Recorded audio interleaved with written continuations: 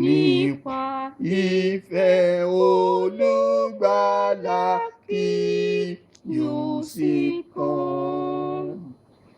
Ojú rere rẹ̀ kí padà kí yóò sì kàn.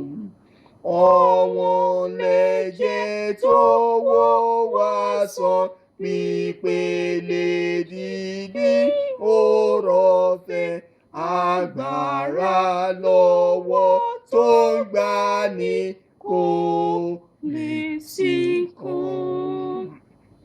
Bí àwa nínú ìpọ́njú kí yóò sì kàn. Ìgbàlà kíkún ní tiwa kí yóò sì kàn.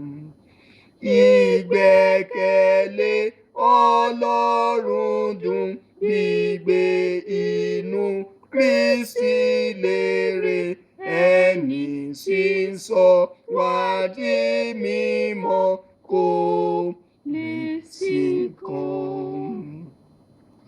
Ọjọ́ ọ̀la yìí ó dára kí yóò sì kàn. Gbàgbọ́ lè kọrin nípọ́njú kí yóò sì kàn.